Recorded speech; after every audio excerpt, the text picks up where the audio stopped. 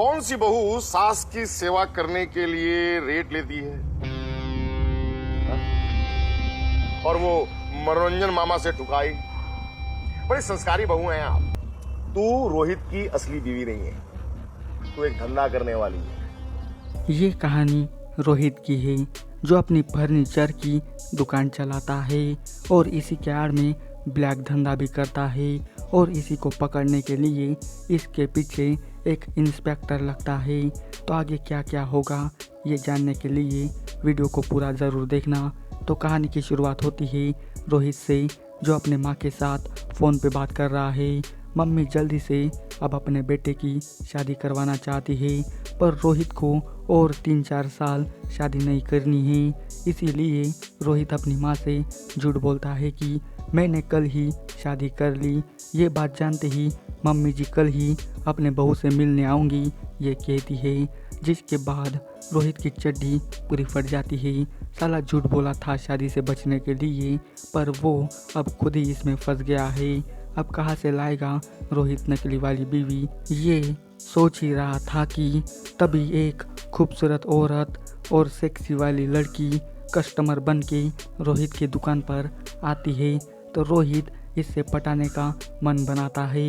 इस बंदी का नाम रानी है और ये काम रंडीबाज वाले करती है। तो रोहित रानी को अपनी प्रॉब्लम समझाता है कि सिर्फ तुम्हें मेरी नकली वाली बीवी बनना है, इसके बदले मैं तुम्हें पैसे दूंगा। अब देखो, जहाँ पे नकली बीवी बनने के लिए पैसे मिल रहे हो तो भला कौन सी रंडी होगी जो इस ऑफ़र को मना कर सकेगी। रानी भी ये ऑफ़र एक्सेप्ट कर लेती है, पर वो पर डे 1 लाख रुपए मांगती है। रोहित को भी लगता है कि मेरी माँ आएगी और वो अपनी बहू को देखकर चली जाएगी। इसी वजह से वो 1 लाख रुपए देने के लिए मान जाता है और रंडी उर्फ रानी रोहित की नकली बीवी बन जाती है। रोहित अपने मेहनत के बल पे बहुत कुछ हासिल कर चुका है। इसने शहर में बड़ा बंगला भी ले लिया है और फिर अगले ही दिन रोहित की मम्मी अपने चाचा मनोज के साथ अपनी बहू को देखने आ जाती है और फिर शुरू होता है यहाँ से असली नाटक। रानी बिल्कुल रोहित की असली बीवी की तरह एक्टिंग करने लगती है। मम्मी जी को रानी बहुत ही पसंद आ जाती है। इधर रानी अपनी सर्विस बुक में सबके हिसाब किताब का खर्चा लिख के रखती है, यानी कि हर काम के वो अलग से पैसे लेती है। पर कोई ना, रोहित ये खर्चा भी उठा लेता है। अगले दिन मम्मी जी मंदिर जा रही होती है। वो साथ में अपनी बहू रानी को भी ले जाना चाहती है, पर रानी इसके भी पैसे लेने वाली होती है। इसी वजह से रोहित अपनी माँ को चुतिया बनाता है और वो उन्हें मंदिर में लेके जाता है। उन दोनों के जाने के बाद रानी अपनी असली सर्विस देना चालू कर देती है। तभी इसकी ये गंदी वाली बातें चाचू मनोज सुन लेता है और उसकी ऐसी ठरक वाली बातें सुनकर चाचू तो बड़ा मोटिवेट हो जाता है और उससे रहा नहीं जाता और वो सीधा घुस जाता है रानी के कमरे के अंदर, क्योंकि चाचू को सब पता चल गया है कि रानी एक रंडी है और वो रोहित की नकली बीवी है। जिसके बाद मनोज ब्लैकमेल करने लगता है कि मैं अगर ये राज की बात किसी को बता ना पाऊँ तो तुम मेरे साथ वो करो जो मैं चाहता हूँ। अब अगर रानी को पूरी पेमेंट चाहिए तो रानी को चाचू के साथ ठुकाई करनी ही पड़ेगी और रानी भी ठुकाई करने के लिए मान जाती है। जिसके बाद यहाँ पे सभी को ज़बरदस्त वाला इनका हॉट सीन देखने को मिलेगा। अब जब से चाचू ने रानी की चूत चाटी है तब से वो उनका दीवाना हो गया है और वो बस दिन रात उसे ही घूरता रहता है। अब कुछ दिनों बाद इंस्पेक्टर सचिन रेड मारने रोहित के घर पे आता है। दरअसल ये रोहित का पुराना दुश्मन है। इसी वजह से सचिन कुछ ना कुछ करके रोहित को फंसाना चाहता है, इसलिए वो रोहित के घर रेड मारने आया है। सभी पुलिस वाले मिलकर रोहित के घर की तलाशी लेने लगते हैं, पर उन सबको घंटा कुछ भी नहीं मिलता सिवाय रानी के उस डायरी के अलावा। सचिन को रानी की सर्विस वाली डायरी मिल जाती है जिसमें रंडीबाजी वाली हर एक बात लिखी थी। सचिन वो डायरी अपने साथ लेके जाता है और उसे पढ़ने के बाद सचिन फिर से रोहित के घर जाता है और रानी के सामने ही उसकी सारी पोल खोलने लगता है। वाह, रानी के राज के बारे में अब एक एक को पता चल रहा है। मतलब जिसको भी पता चलेगा वो रानी की गांड मारेगा। पर सचिन ऐसा नहीं करता। वो रानी को डबल पैसा देने की बात करता है और उसको अपनी तरफ करवा लेता है और रोहित को फंसवाने के लिए कहता है। डबल पैसे की बात सुन के रंडी रानी सचिन के साथ मिल जाती है और वो सचिन को अपने साथ घर पे लेके आती है और दोनों कमरे के अंदर जाके ये दोनों ही वो खेला खेलने लगते हैं जिसकी उम्मीद किसी को भी नहीं थी। दोनों कमरे के अंदर जाके मस्त पलंग तोड़ करने लगते हैं और ये सारा नज़ारा रोहित, मम्मी जी और चाचू अपनी आंखों से देखते हैं और कानों से सुनते हैं। रानी की घपाघप वाली आवाज़ें सुनकर मम्मी जी वहीं पे बेहोश पड़ जाती है और जब वो होश में आती है तो मनोज चाचू मम्मी जी को रानी की सारी सच्चाई बताता है और ये सारी बातें जानकर मम्मी जी का पारा 100 डिग्री सेल्सियस बढ़ जाता है। पर रानी के आगे कोई बोल सकता है क्या।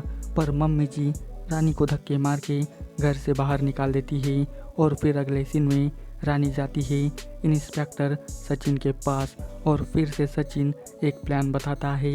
इसके बदले वो रानी को 10 करोड़ रुपए देने की बात करता है। अब सचिन रानी को अपनी नकली बीवी बना के अपने घर पे लेके जाता है क्योंकि सचिन को भी अपनी प्रॉपर्टी चाहिए। उसके लिए रानी को इसकी नकली बीवी बनना पड़ता है क्योंकि इसके पास बहुत ही प्रॉपर्टी है। पर इसका खुसट बाप वसीयत ऐसी बना के गया है कि सचिन को ऐसा करना पड़ता है। खैर अब प्लान के हिसाब से सचिन नकली शादी करके रानी को लेके आता है अपने घर पे। इतना बड़ा बंगला देखने के बाद रानी का विचार बहुत ही बदल जाता है। अगले सीन में फिर से एक धांसू वाला हॉट सीन देखने को मिलेगा। अब रानी सबको पटाने के लिए सबके साथ घुल मिलने लगती है पर सबसे ज़्यादा वो सचिन की बहन महक के बहुत ही करीब जाती है और जो इनको नहीं करना चाहिए था वही ये दोनों करने लगती है। मतलब रानी महक को अपने जाल में ऐसे फंसाती है कि वो उसके साथ लड़कियों वाला प्यार करने लगती है और यहाँ पे इन दोनों का लेस्बियन वाला मस्त रोमांटिक सीन देखने को मिलेगा जो कि पूरे 15 मिनट का है।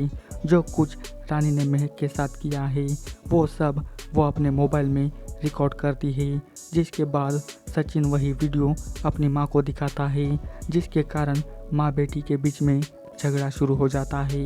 जिसके बाद माँ जी 100 करोड़ की प्रॉपर्टी सचिन के नाम लिख देती है क्योंकि वसीयत में कुछ रूल्स ये थे जिसको महक ने तोड़ा है। पर रानी भी बहुत ही चालाक लड़की है। वो सचिन के साथ गद्दारी करके प्रॉपर्टी का 50% मांगती है।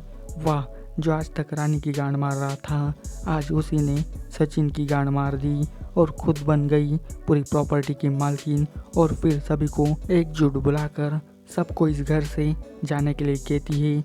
वसीयत के हिसाब से तो अब रानी ही रानी बन गई है। पर अभी तो रुको, क्लाइमैक्स अभी बाकी है क्योंकि वकील आके रानी को बताता है कि आप 100 करोड़ की मालकिन तो बन गई लेकिन आपके ऊपर 250 करोड़ का कर्जा भी है। वाह रे सचिन, इसलिए तूने रानी को चुतिया बनाकर इसको फंसा दिया और रानी के ऊपर सारा कर्जा उतार दिया। रानी ना यहाँ की रही ना वहाँ की रही, सपने देखे थे रानी बनने के पर ये तो चुतिया बन गई। दरअसल सचिन की भी रानी के साथ पुरानी दुश्मनी थी क्योंकि रानी की माँ ने सचिन के बाप को फंसाया था। हवस का लालच देकर रानी की माँ ने सचिन के बाप को पूरा लूट लिया था। इसी वजह से सचिन ने रानी के साथ ये खेल खेला और बेचारी रानी बेमतलब की इस खेल में फंस गई। इसी के साथ रानी का राजा पार्ट 1 की कहानी यहीं पे ख़त्म हो जाती है। आपको इसकी स्टोरी कैसी लगी ये मुझे कमेंट करके बताइए और इसी तरह के वीडियो पाने के लिए जल्दी से मेरे चैनल को सब्सक्राइब कर दीजिए ताकि आपको हर एक न्यू वीडियो की नोटिफिकेशन मिल सके। मैं इसी तरह के वीडियो लाता रहता हूँ तो जल्दी से मेरे चैनल को सब्सक्राइब कर दीजिए और जाते समय इस वीडियो को लाइक भी कर दीजिए। तो आज के वाले वीडियो में बस इतना ही। मिलते हैं अभी अगले वीडियो में, तब तक के लिए good bye. Thanks for watching this video.